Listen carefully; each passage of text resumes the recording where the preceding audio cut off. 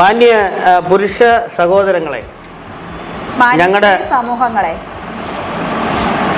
അപ്പോൾ ഞാൻ വീണ്ടും ചർച്ചയിൽ വരണ്ടാന്ന് വിചാരിച്ചപ്പോൾ വീട്ടിൽ കഞ്ഞി വയ്ക്കാൻ ബുദ്ധിമുട്ട് വരുന്നുണ്ട്. കാരണം ഇവരൊരു എമൗണ്ട് തരുന്നത് കൊണ്ടാണ് ഞാൻ വീണ്ടും ഈ പറയുന്ന ഈ ഒരു സ്ത്രീനെ സഹിക്കാൻ വേണ്ടി ഞാൻ വരുന്നത്. എന്തായാലും ഞാൻ നിങ്ങളുടെ ഭാഗത്ത് തന്നെ നിൽക്കും, വിട്ടുകൊടുക്കുന്ന ഒരു പരിപാടിയില്ല. ഞാൻ സഹിക്കാൻ വേണ്ടി 100% ഞാൻ വിട്ടുകൊടുക്കുന്ന ഒരു പരിപാടിയില്ല. എന്തായാലും മാന്യ പ്രേക്ഷകർക്ക് തമ്മിൽ തല്ലി എന്ന ഇന്നത്തെ പ്രോഗ്രാമിലേക്ക് ഹാർദവമായ സ്വാഗതം.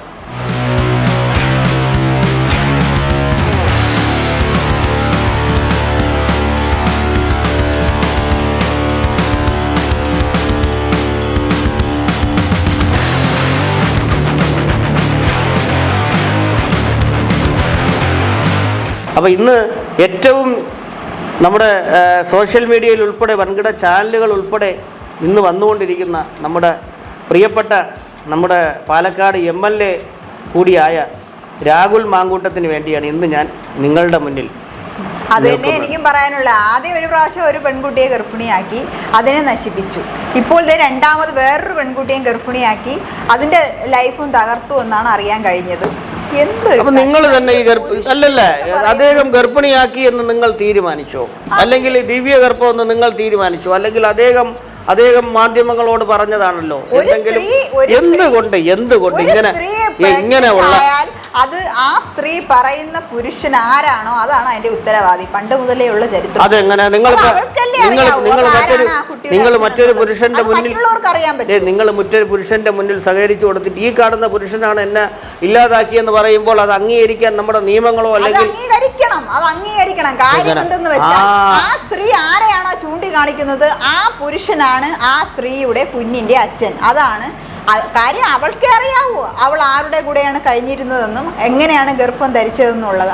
അപ്പോൾ ഇത്രയും ജനപിന്തുണയും അതുപോലെ MLAയുമായ ഒരു രാഷ്ട്രീയ പ്രമുഖൻ, അതാ യുവത്വത്തിന്റെ പ്രതീകമായി മാറിയ നമ്മുടെ പ്രിയ രാഹുൽ മാങ്കൂട്ടം, ആ മാങ്കൂട്ടത്തിനെ പറ്റിയാണ് നിങ്ങൾ സംസാരിക്കുന്നത്. ഓക്കെ, രാഹുൽ മാങ്കൂട്ടത്തിനെ പറ്റി പറഞ്ഞെങ്കിൽ ആ കുട്ടിയുടെ കയ്യിൽ അതിനനുസരിച്ചുള്ള തെളിവുകൾ ഉള്ളത് എന്തുകൊണ്ട് ആ തെളിവ് വെളിച്ചത്ത് വരുന്നില്ല?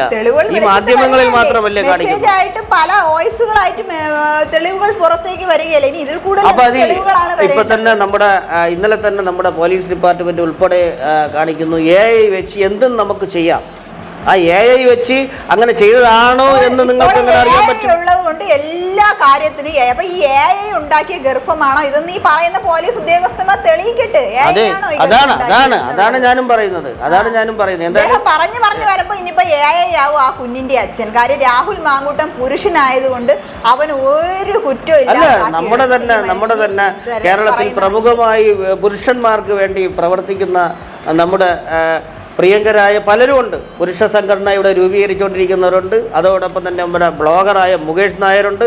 മുകേഷ് നായർക്ക് തന്നെ ഒരു ദിവ്യ ഗർഭമായിട്ടൊരു സംഗതി ഇടയ്ക്ക് വന്നായിരുന്നു. അദ്ദേഹം വാർത്താ മാധ്യമങ്ങളിലൂടെയൊക്കെ എവിടെ ഇപ്പൊ കോടതി കണ്ടെത്തി അത് കാര്യം. ഈ ആണുങ്ങൾ എന്ത് സംഭവം ഉണ്ടാക്കി വെച്ചാലും അതിന്റെ തെളിവ് ആദ്യമേ അങ്ങ് നശിപ്പിക്കും. പിന്നെ എങ്ങനെ കോടതിയിൽ പ്രൂവ് ചെയ്യാൻ പറ്റും?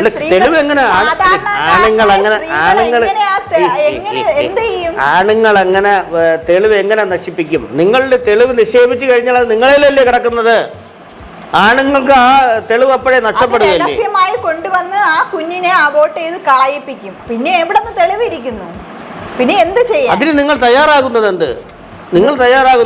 എന്തുകൊണ്ട് നിങ്ങൾ പരസ്യമായത് പോലീസിനെ അറിയിക്കുന്നില്ല, അല്ലെങ്കിൽ മറ്റ് മുഖ്യമന്ത്രി അറിയിക്കുന്നില്ല? ഇങ്ങനെ പല കാര്യങ്ങൾ നിങ്ങൾക്ക് നടത്താമായിരുന്നല്ലോ.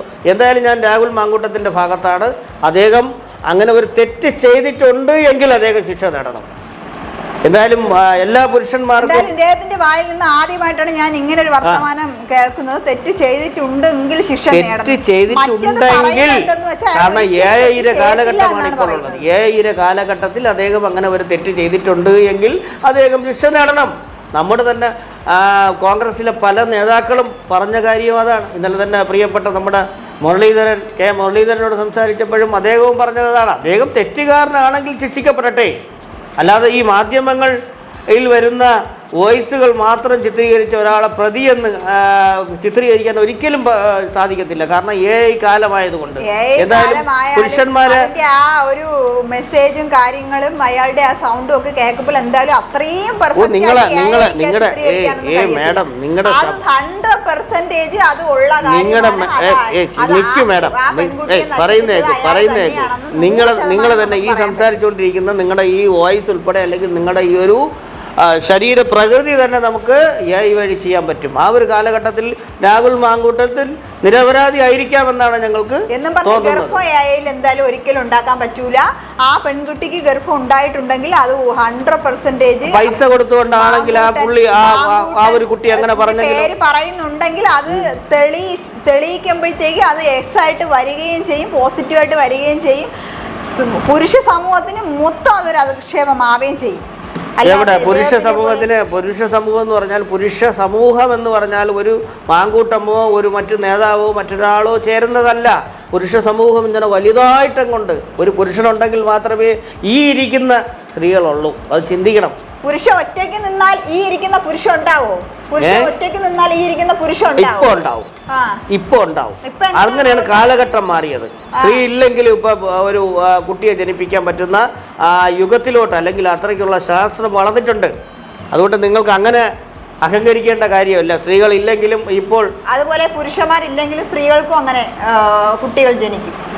അപ്പൊ അത് മനസ്സിലായല്ലോ. അപ്പൊ അതേപോലെ ക്രിയേറ്റ് ചെയ്തൊരു നാടകമായി കൂടെ ഈ രാഹുൽ മാങ്കൂട്ടത്തിൻ്റെ കേസ് എന്നാണ് ഞാൻ ചോദിക്കുന്നത്. എന്തായാലും ഇതേപോലെയുള്ള ഈ ഒരു സ്ത്രീ സമൂഹത്തിൻ്റെ പിടിയിൽ നിന്ന് നമുക്ക് രക്ഷ നേടണമെങ്കിൽ നമുക്ക് പ്രത്യേകിച്ചായിട്ട് നമ്മുടെ പ്രിയ പുരുഷ സംഘടനാ നേതാക്കൾ പറയുന്നത് അനുസരിച്ച് അവർക്കൊരു പുതിയ സംഘടന തന്നെ നമുക്ക് ഉണ്ടാവണം. 24 മണിക്കൂർ ഏത് പുതിയൊരു നിയമം തന്നെ നമുക്ക് ഉണ്ടാവണമെന്നാണ് എനിക്ക് വരുന്ന സമയത്ത് ഇദ്ദേഹം പറയുന്നതെന്ന് പറഞ്ഞാൽ പുരുഷന്മാർക്ക് പുതിയ സംഘടന ഉണ്ടാകണം. പുരുഷന്മാർക്ക് പുതിയ എന്തിനാണാവോ ഈ പുരുഷന്മാർക്ക് ഈ പുതിയ സംഘടന ഉണ്ടാകുന്നത്?